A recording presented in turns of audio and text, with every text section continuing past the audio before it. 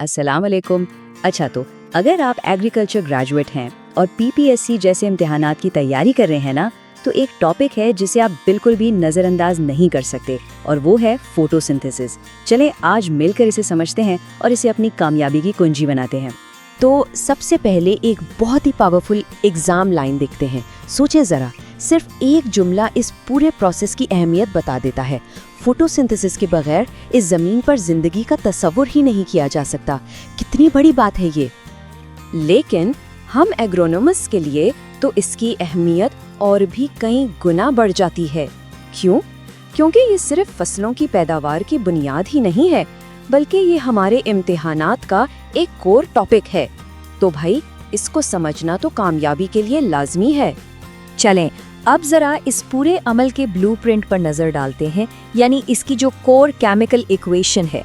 सारी कहानी यहीं से शुरू होती है, और हाँ, यहीं पर एग्जामिनर अक्सर एक छोटा सा ट्रैप भी सेट करता है। तो ये रही वो इक्वेशन, 6 मॉलिक्यूल कार्बन डाइऑक्साइड के, 12 पानी के। सूरज की रोशनी और क्लोरोफिल की मदद से बनाते हैं 1 मॉलिक्यूल ग्लूकोज का, 6 ऑक्सीजन के और 6 पानी के। सीधी सी बात लगती है ना? कार्बन डाइऑक्साइड और पानी मिले और खुराक बन गई। लेकिन उसमें एक बहुत अहम राज छुपा है। लेकिन जरा रुकिए, एक बहुत ही अहम सवाल जो बार बार पूछा जाता है, ये जो ऑक्सीजन बन रही है, ये आती कहाँ से है? क्या ये कार्बन डाइऑक्साइड से आ रही है या फिर पानी से? सोचें जरा। और ये रहा वो एमसीक्यू ट्रैप जिसकी मैं बात कर रहा था। हमेशा याद रखें, ये जो ऑक्सीजन है ना, ये आती है पानी से, H2O से, कार्बन डाइऑक्साइड से बिल्कुल नहीं। ये वो पॉइंट है जो आपको हर हाल में याद रखना है। अच्छा, अब चलते हैं इस फैक्ट्री के अंदर जहाँ ये सारा कमाल होता है।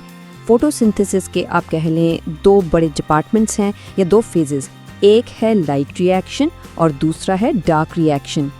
ये सारा काम होता है क्लोरोप्लास्ट के अंदर। अब क्लोरोप्लास्ट में भी 2 जगहें हैं। जो लाइट रिएक्शन है वो होता है ग्रेना में, और जो डार्क रिएक्शन है वो होता है स्ट्रोमा में। ये दोनों नाम, ग्रेना और स्ट्रोमा, एग्जाम के लिए बहुत अहम है। इनको पक्का कर लें। चलें ज़रा इन दोनों फेजेस का फ़र्क समझते हैं।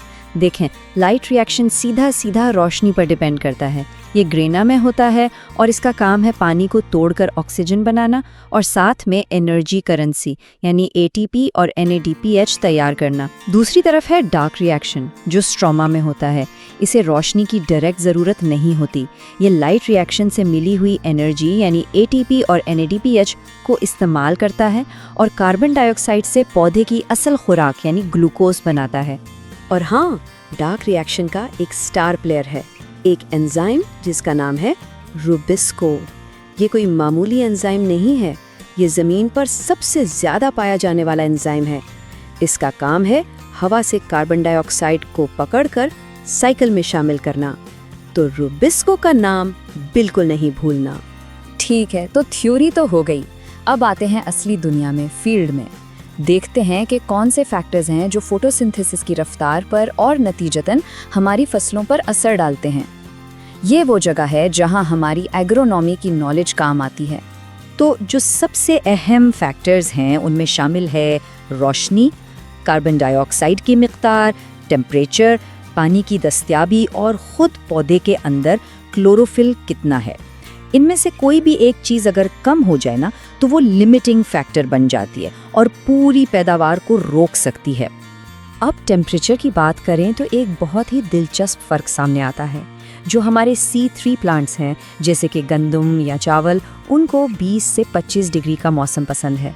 लेकिन जो C4 प्लांट्स हैं जैसे मकई और गन्ना, वो ज़्यादा गर्मी पसंद करते हैं, यानी 30 से 40 डिग्री में बेहतरीन काम करते हैं। फसल कौन सी लगानी है, इस फैसले में ये फ़र्क बहुत अहम किरदार अदा करता है। और ये एक लाइन इसे अपने जहन में बिठा लें, ख़ासतौर पर इंटरव्यू के लिए। ये एक इंटरव्यू लाइन है, yield is the economic expression of photosynthesis. यानी जो पैदावार हमें मिलती है वो दरअसल फोटोसिंथेसिस का ही माशी नतीजा है। जितनी अच्छी फोटोसिंथेसिस, उतनी ज़्यादा पैदावार, उतना ज़्यादा फ़ायदा। चलें जी, अब आखिर में कुछ एग्ज़ाम गोल्ड स्टेटमेंट्स देख लेते हैं। ये वो की पॉइंट्स हैं जो इस पूरे टॉपिक का निचोड़ हैं और आपको एग्जाम में बहुत काम आएंगे। पहला गोल्ड स्टेटमेंट, फोटोसिंथेसिस बुनियादी तौर पर करता क्या है? ये सूरज की तवानाई को यानी सोलर एनर्जी को केमिकल एनर्जी में तब्दील करता है। बस ये इसकी सबसे बेहतरीन और जामे तारीफ है। दूसरा गोल स्टेटमेंट, और ये बहुत अहम है, ऑक्सीजन जो बनती है ना, वो एक बाय प्रोडक्ट है, वो उस अमल का असल मकसद नहीं है। पौधे का असल मकसद तो अपने लिए खुराक बनाना है, यानी ग्लूकोज। ऑक्सीजन तो बस साथ में बन जाती है। और तीसरा और आखिरी गोल्ड स्टेटमेंट, जो हम एग्रोनॉमिस्ट्स के लिए सबसे अहम है, फसल की जितनी भी पैदावार है वो आखिरकार फोटोसिंथेसिस पर ही मुनहसर है। All crop productivity ultimately depends on photosynthesis. ये एक लाइन पूरे एग्रीकल्चर की बुनियाद है। तो उम्मीद है कि इस सारी गुफ्तगू से फोटोसिंथेसिस का कॉन्सेप्ट बिल्कुल क्लियर हो गया होगा। अगर आप चाहते हैं कि हम इसी तरह दूसरे मुश्किल टॉपिक्स को भी आसान बनाएं, तो ज़राअत.pk को लाइक करें, सब्सक्राइब करें और अपने दोस्तों के साथ शेयर भी करें। मिलते हैं अगली बार एक नए टॉपिक के साथ। अल्लाह हाफिज़।